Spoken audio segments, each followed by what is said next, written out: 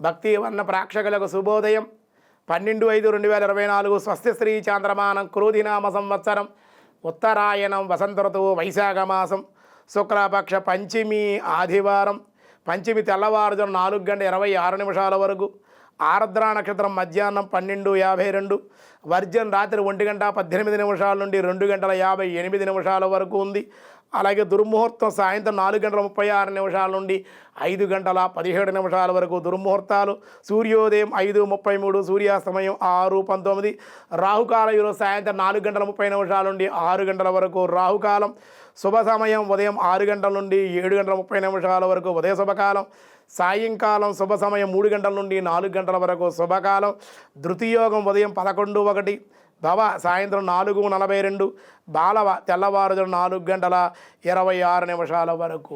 దినారంభ చక్రాన్ని బట్టి ఈరోజు మేష, వృషభ, మిథున, కర్కాటక రాశి వారికి అనుకూలంగా ఉంది. సింహ, కన్య, తుల, వృశ్చిక రాశి వారికి చాలా బాగుంది. ధనస్సు, మకర, కుంభ, మీనరాశి వారికి కూడా అత్యంత అనుకూలంగా ఉంది.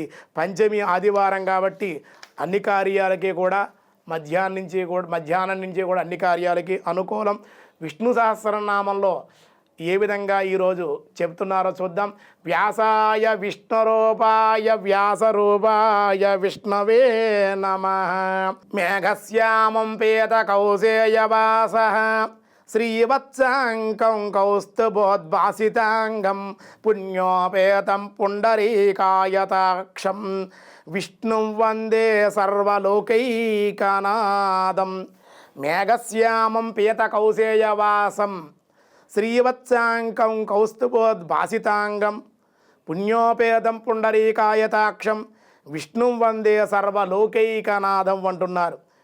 మేఘము వలె శ్యామలమైన వర్ణముతో బాసిల్లేటువంటి వాడు, పీతాంబరధారి పసుపు రంగు వస్త్రం ధరించేటువంటి వాడు, శ్రీవత్స లాంఛనాలతో వెలిగేటువంటి వాడు, కౌస్తుభ మాణిక్య మణిని యొక్క దివ్యకాంతి చేత కాంతి పుణ్యముతో వెలిగేటువంటి వాడు, పుణ్యమూర్తి, తామర రేకుల వంటి విశాలమైన ప్రసన్నమైన ప్రశాంతమైన సుందరమైనటువంటి నేత్రములు గలవాడు, సహజ దివ్య సుందర స్వరూపుడుగా ఒప్పుచున్న సర్వలోకేశ్వర సర్వేశ్వరుడైనటువంటి శ్రీ విష్ణు భగవాన్ హృదయపూర్వకముగా నేను ధ్యానిస్తున్నానని విష్ణుమూర్తి యొక్క వైభవం ఆయన కళ్ళు ఎలా ఉంటాయి, శ్రీవత్సవము అనేటువంటి కౌస్తుభమని గురించి ఆయన కళ్ళు పుండరీకాక్ష తెల్లని పద్మాలు పుండరీకములు అంటే అటువంటి నేత్రాలు కలిగినటువంటి సహజమైన దివ్యమైన సుందర దివ్యకాంతి స్వరూపుడు, సుందరాది సుందరమైన నిత్యవన స్వరూప లావణ్యరత్నాకరాయ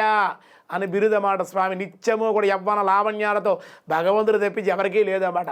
ఆ నిత్యవన స్వరూప లావణ్య రత్నాకరుడు పరమాత్మ. అటువంటి పరమాత్మ ఇలా ఉంటాడు అని చెప్పి వ్యాసుడి వారు రచిస్తే భీష్మాచార్యుల వారు ధర్మరాజు గారికి స్వామి యొక్క గుణ గణ వైభవ రూపాలన్నీ కూడా తెలియజేస్తూ ఉన్నారు. వ్యాసాయ విష్ణు రూపాయ వ్యాస రూపాయ విష్ణవే నమో నమః. ఈరోజు స్వస్తి, మిగతా విషయాలు రేపు చూద్దాం.